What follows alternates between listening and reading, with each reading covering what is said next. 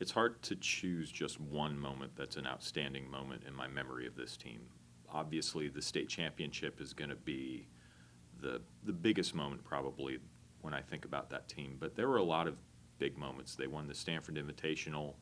They were 4 points, I think, from winning the Mount Sac Invitational as well. So those are all really big moments. You had guys on the team who were comedians. You had guys on the team who were grinders. You had guys on the team who were serious. You had guys on the team who were jokers. It was a real fun cross section of guys, and I think that it was a real special mix of personalities when I think back on that team. I think back on that team and I remember lots of laughter. They were a fun group of guys to be around and to coach. I remember them being one of the more lighthearted groups when it came to race time. When we'd go to races, you often have groups that are very serious, really focused. And these guys were serious and focused, but they never seemed overly anxious. They always had a lightness about them. Their lasting contribution would be the fact that they confirmed what the 1991 state championship had put in place.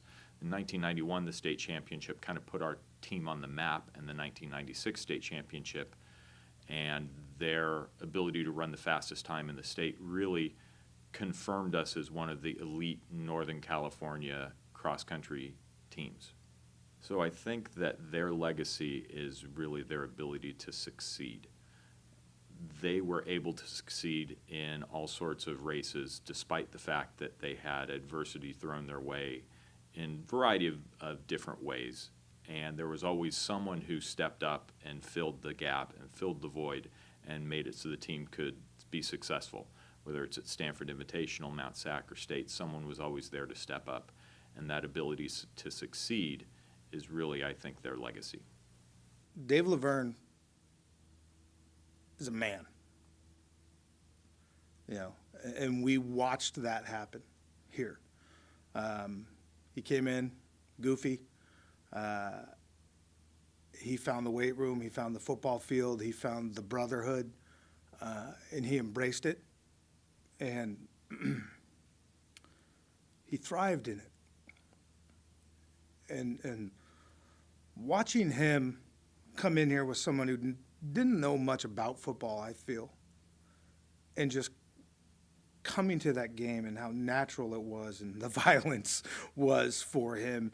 And it wasn't always. I remember a time, I believe it was our junior year, he quit for a day. He was done with it. He didn't want to do it anymore. And a couple people got to him and said, "This is your thing. You need to refocus." He came to me and said he didn't want to play anymore. He wanted to work on his car or something like that. And I go, "Wait, what? I think you have a future in this game." And he did. And he went on to play Division I college football at San Jose State. Went on, had a great career there, and was drafted by, I think, the New York Giants when Bill Parcells was coaching. Maybe it was the New England Patriots, one of the two teams. But he played in the NFL for 3 or 4 years. He played for the Detroit Lions also. And when you make it to that level, there's got to be something very special about you. During those times, it's a crazy life being in the NFL. You're here 1 year, you don't know if you're going to be there the next year. You may be there 2, you don't know where you're going to be in 3 or 4. But as soon as Dave was done, he immediately started training, conditioning, things like that for youth sports. Doesn't have his own children that I know of. But he took those lessons, he took that work ethic, he took that scholarship, that integrity that he learned at De La Salle, and he's now applying that with kids. He was just a joy to coach. He was a real paradox in a lot of ways. On the football field, he was just fantastic. Physical, athletic, could do anything you'd ask a lineman to do. Tough, aggressive, and then you get him off the field, and he was like a big teddy bear.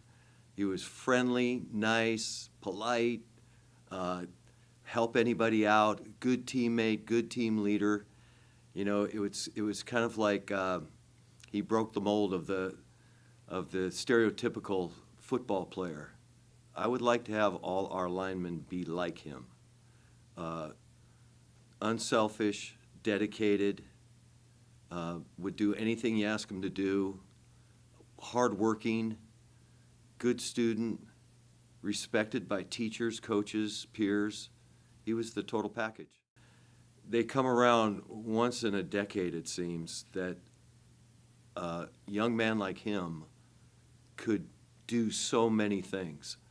Not just in sports, he was a soccer player, a baseball player, football player, but on our football team, on how when we coached him, he was a receiver, he was a defensive back, a safety, a corner. He was a kick return guy, he was a punt return man, he could kick off, he could kick field goals. I mean, he was like the Swiss Army knife. Anything you ask him to do, he could do. And he did it at a very high level. The first time I met him on the Ghetto during Hell Week for freshmen in 1987, they had us run a 400, and Kevin Walker and Roque Bellina took off and finished before I was probably halfway around, and I realized, saying to myself, if this is the caliber of a De La Salle athlete, I am in trouble. He was a guy that over his 4 years, just his focus, his commitment, talent, and most importantly probably his hard working was just evident in everything he did. You know, he was a 4-year in-season athlete, which I think is very hard to do, and not only be in season the entire time, but to be successful the entire time. He was one of those guys you could always say, let his play do his talking for him. I mean, really, you couldn't get a peep out of the kid sometimes, but what a great attribute that, when he got on that field, he just transformed. Did his job, understood his way around the football field, very knowledgeable about the game, very instinctual. And he chose to play, football and basketball and soccer and baseball, but I would imagine he could have played any sport at this school, although I've never seen him swim. I never saw him slack ever in practice, or in games. He was always out there giving 100%, and it's really, that was the foundation of our football program, and that's the kind of legacy those players from the 80s and the early 90s, we kind of built on their legacy and created kind of the sports program that we have today, and especially our football program. He's one of those players where, at the end of a coach's career, which I am very close to, they'll stand out at the top, and they're ones you'll always remember. I remember we were playing Antioch my junior year in 1996, I believe, and Jason was our starting pitcher, and he was our number 3 hitter as well, and we were playing a really good Antioch team, and they had these 2 incredible lefties, and we couldn't get a hit off of them. And we were really relying on Jason to get us the win, and he just battled and battled and battled. I think he threw a 2-hitter shutout, and we were able to beat an Antioch team that was loaded at the time, and they were one of the best teams in the area and one of the better teams in the state. And I remember sitting on the bench, sitting in the outfield and then watching this guy hit, and I was watching him play. I'm like, this guy is on an entirely different level, and he really just put us onto his back and carried us through one of the most difficult games of the entire year. It was 1997. It was a championship game in the Coliseum, and he pitched the day before to get us in that championship game. And so he was sort of spent, but we had a few innings left in him, so he came in relief in the 5th inning, and he was hurting. He was sore. It was a long season. Nevertheless, he wanted the ball. He took the ball. He struck out 7 of the 9 hitters, and we won the championship. And that just shows you what type of a kid and competitor Jason is.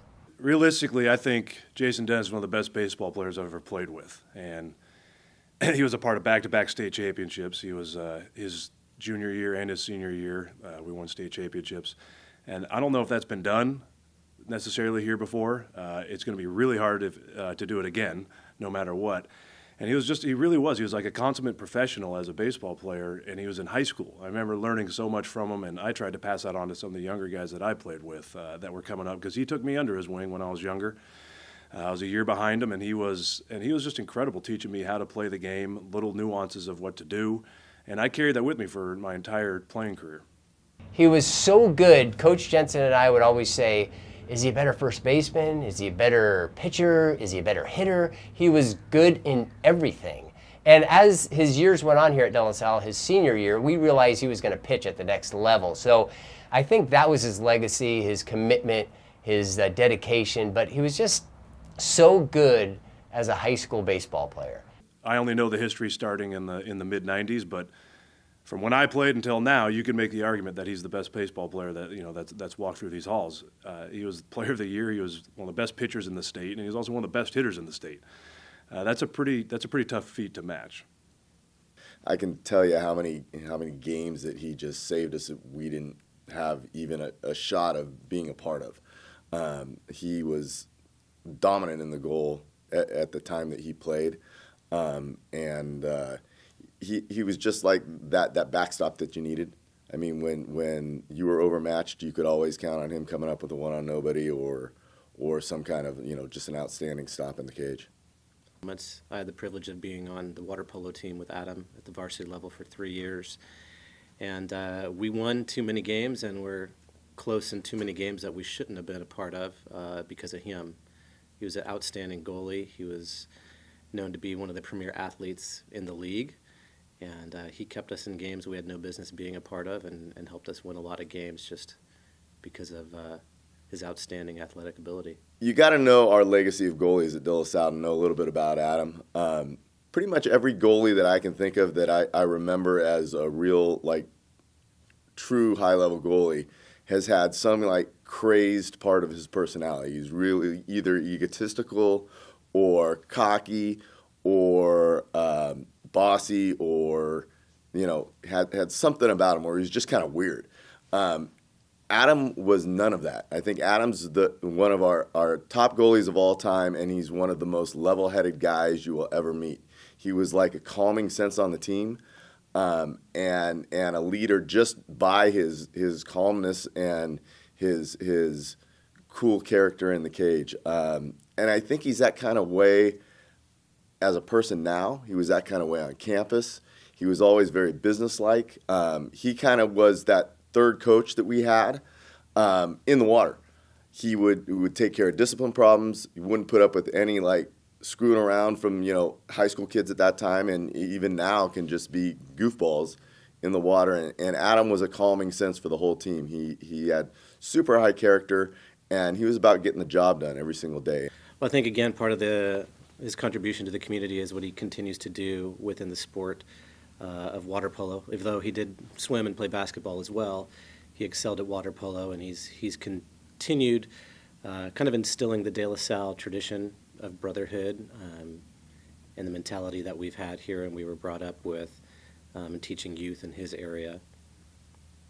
For kids who travel to this school, and there are a lot of them that do, to contribute in an after-school activity the way Adam did throughout his 4 years here, 3 times throughout the season, is just a true level of commitment that a lot of kids today I don't think have.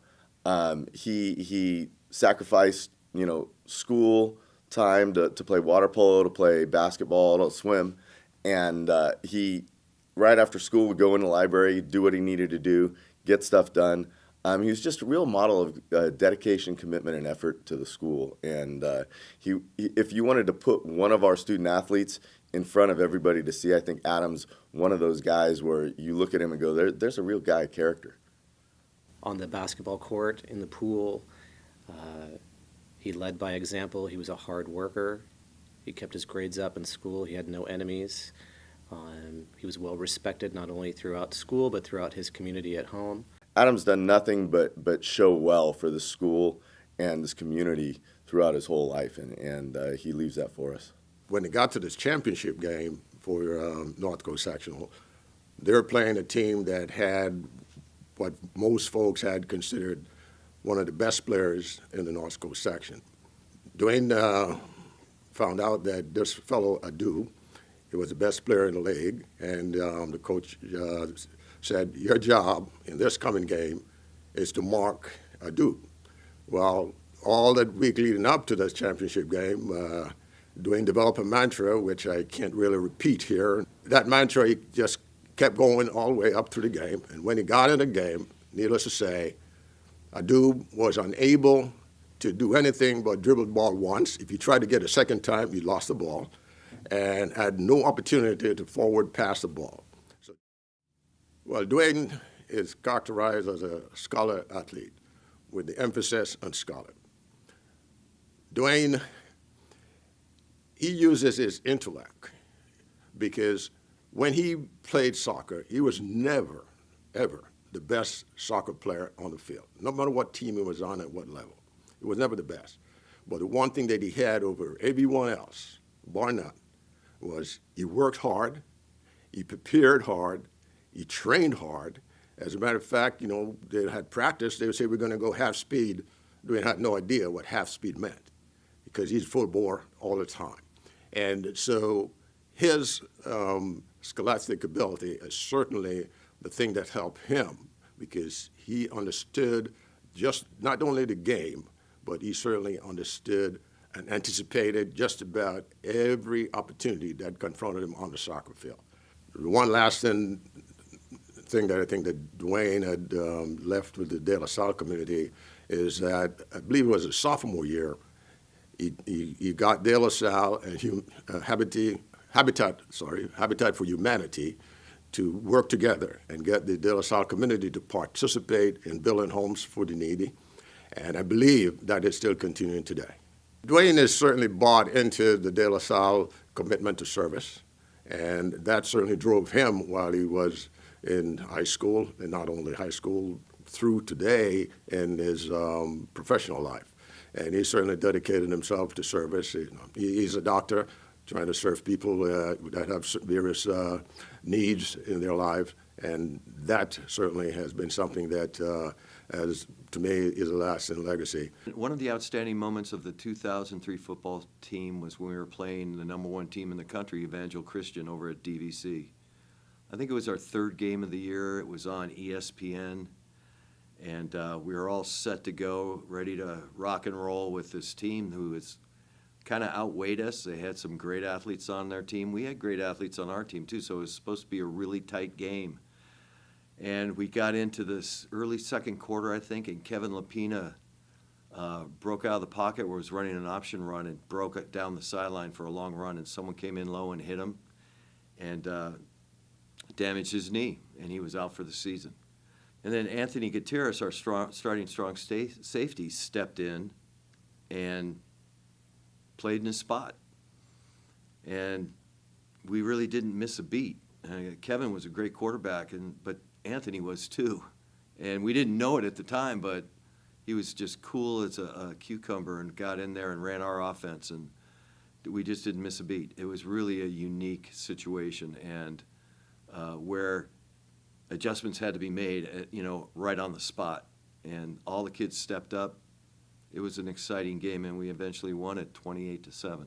Back then, I'll never forget, we put that game on at DVC, and Evangel Christian was one of the best teams in the country coming out of Louisiana, and ESPN paid for them to come to California and play against us.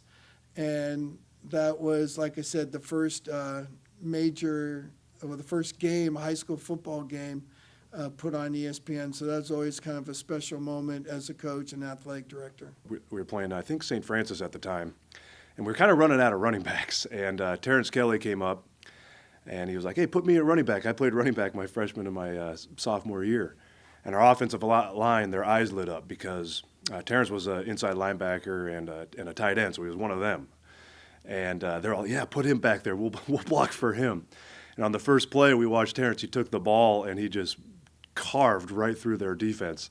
And you could see the excitement level of our team, and you could see the excitement level of our offensive line. And all the coaches looked at each other and were like, I think this is something that's going to stick, and I think this team's going to be pretty special. I think every team, no matter who it is, has a culture. No matter what school or pros, college, high school, every team has a certain culture behind it. And usually that culture is not written down or it's not hanging on the wall. It's just what you create in terms of relationship, in terms of dedication, in terms of caring for each other, in terms of understanding your own personal contribution to the team. And I believe that that team had that nailed down very well. Our offensive line was phenomenal. And they were just well drilled. They weren't big guys. They were in the 220 range, 215, and just extremely well drilled in technique, motivated. They were smart. You didn't have to pound stuff into their heads. They were very self-motivating. I always had a thought or an idea, and I usually tell it every team that I coached, that the harder I have to work, the worse we're going to be. And I have to say, on that team, I didn't have to work that hard. And that is in terms of motivating them, getting them to do things in practice, drilling them over and over and over again. These guys were smart. They picked it up. They were good athletes, and they were motivated. They were good teammates. They coached each other, which is part of our culture. And that season was a great ride for coaches.